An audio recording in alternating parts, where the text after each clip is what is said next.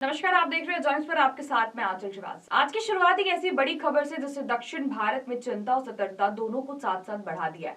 श्रीलंका में भारी तबाही मचाने के बाद चक्रवात दितवा अब भारत की ओर बढ़ रहा है और इसका असर तमिलनाडु, पुडुचेरी और आंध्र प्रदेश में साफ दिखाई देने लगा है।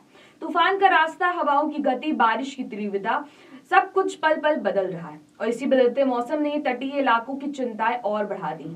भारतीय मौसम विभाग ने साफ कहा है कि दितवा फिलहाल बंगाल की खाड़ी के दक्षिण पश्चिम हिस्से में सक्रिय है और उत्तर तमिलनाडु तथा पुडुचेरी तटों के बेहद करीब है।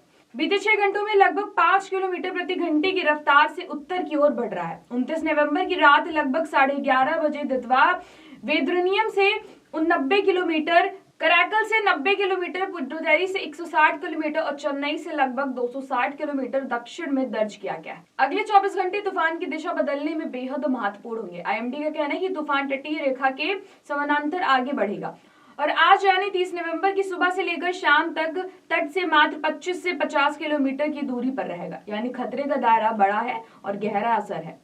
तमिलनाडु, पुडुचेरी और आंध्र प्रदेश, इन तीनों राज्यों के कई जिलों में रेड अलर्ट लागू कर दिया गया। समुद्र में ऊंची ऊंची लहरें उठ रही हैं। 60 से 80 किलोमीटर प्रति घंटे की रफ्तार से तेज हवाएं चल रही हैं और लगातार भारी बारिश हो रही है। अधिकारियों ने साफ साफ कहा है कि इस समय समुद्र के पास जाना बेहद खतरनाक हो सकता है। मछुआरों को समुद्र में नाव न उतारने की सख्त चेतावनी दी गई है। चेन्नई एयरपोर्ट ने 54 उड़ानें रद्द कर दी। तेज हवाओं, भारी बारिश और विजिबिलिटी कम होने के चलते फ्लाइट संचालन प्रभावित हुआ है। साउदर्न रेलवे ने भी कई ट्रेनों के रूट बदल दिए हैं। रामेश्वरम चेन्नई सेक्टर की 11 ट्रेनें डाइवर्ट की गई हैं। रेलवे ने अपना वॉर रूम एक्टिव कर दिया ताकि किसी भी आपात स्थिति में तुरंत फैसला लिया जा सके। वहीं पुडुचेरी सेंट्रल यूनिवर्सिटी ने छुट्टी घोषित कर परीक्षाएं स्थगित कर दी। पुडुचेरी, करईकल, माहेयानम के सभी स्कूल कॉलेज सोमवार तक बंद रहेंगे।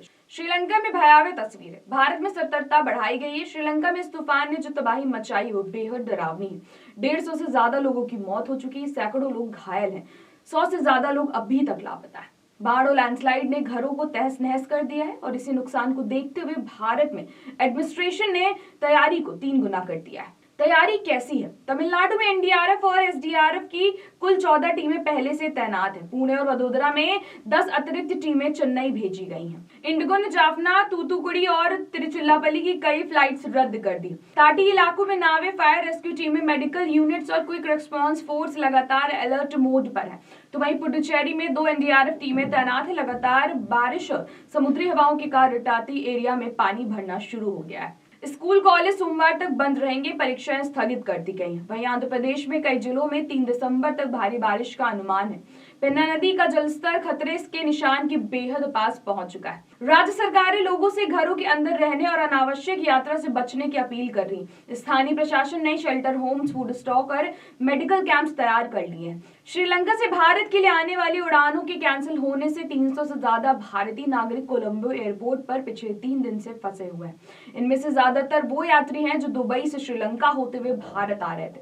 सरकार ने कहा है कि मौसम सुधरते ही इन्हें सुरक्षित निकाला जाएगा। दितवा सिर्फ एक चक्रवात नहीं बल्कि प्रकृति का वो इम्तिहान है जो हमारी तैयारी, हमारी सतर्कता और हमारी सामूहिक जिम्मेदारी तीनों को चुनौती दे रहा है।